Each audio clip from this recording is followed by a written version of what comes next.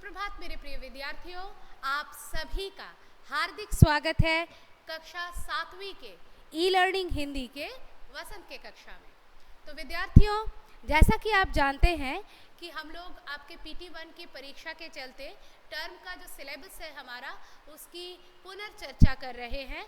तो उसी सिलसिले में टर्म का हमारा जो पहला पाठ हमने पढ़ा था, आप श्याम पट पर देख पा रहे हैं, शाम एक किसान, उसकी आज पुनर्चर्चा करने वाले हैं। बहुत ही एक सुंदर कविता है जिसमें प्रकृति का मानवीकरण अलंकार करके हमको समझाया गया है, यानी कि प्रकृति में मानव की, इंसान की कल्पना की गई है। ठीक है, प्रकृति का एक मनोरम शब्द चित्र गढ़ा गया है जिसको आप पहले भी पढ़ चुके हैं। आज दोबारा मेरे साथ इस पाठ का रसास्वादन कीजिए। चलिए शुरू हो जाते हैं। आकाश का साफा बांधकर सूरज की चीलम खींचता बैठा है पहाड़, घुटनों पर पड़ी है नदी चादर सी, पास ही दहक रही है पलाश के जंगल की अंगीठी, अंधकार दूर पूर्व में सिमटा बैठा है भेड़ों के गले सा। मतलब आकाश का साफा बांधकर ऐसा लग रहा है जैसे आकाश, आसमान जो है उसको एक साफे के तौर पर, एक सिर की पगड़ी के तौर पर जो है एक किसान ने बांधा है और वह सूरज रूपी चिलम को पी रहा है। चिलम एक स्मोकिंग पाइप होता है, जो मैंने आपके पहले कक्षा में मैंने उसका चित्र भी आपको दिखाया था। तो उस चिलम को खींच रहा है। चिलम को किसके साथ मतलब रिलेट किया गया है?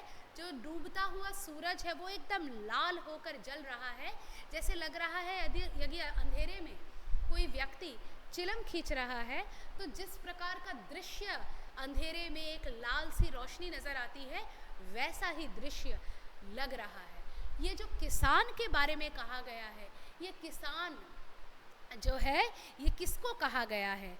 ये जो है मतलब पहाड़ को कहा गया है, जो कि जैसे कल्पना की गई है कि कार्य खत्म होने के बाद अपने घुटनों को मोड़कर बैठा हुआ है, चिलम खींच रहा है और उसके घुटनों पर एक चादर पड़ी है।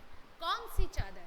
आप लोग जानते हैं, पहाड़ों के ऊपर जो है नदी रूपी चादर, यानी कि नदी बहती है, तो उसी को कवि ने जो है नदी के चादर के रूप में कल्पना की है कि घुटनों पर उसने चादर ओढ़कर वह बैठा है और पास एक जो है पलाश का वन है जो दहक रहा है, जल रहा है।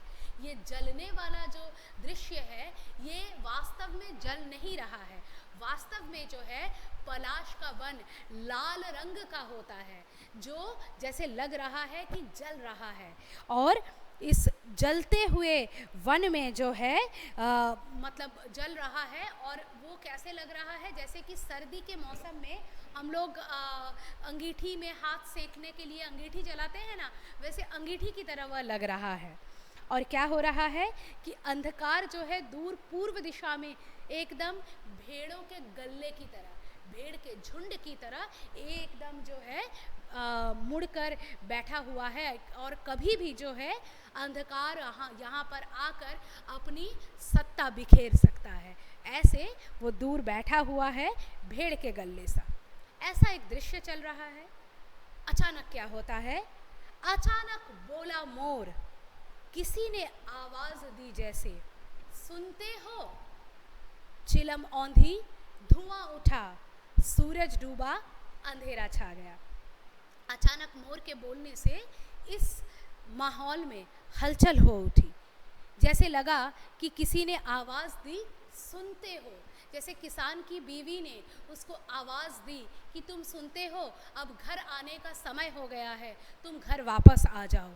और चिलम औंधी, चिलम औंधी मतलब चिलम उलट गई, यानी कि चिलम बुझ गई, यानी कि सूरज डूब गया। यहाँ पर चिलम तो सूरज था, सूरज डूब गया है, धुआं उठ रहा है, और जैसे पूरी तरह से अंधेरा छाने के साथ इस नाटक में पर्दा पड़ गया है। तो कविता उम्मीद है आपको समझ में आ गई होगी। इस कविता के कवि श्री सर्वेश्वर दयाल सक्सेना जी हैं, और कल हम अगले पाठ की पुनर्चर्चा करेंगे। तब तक के लिए मुझे इजाज़त दीजिए। धन्यवाद।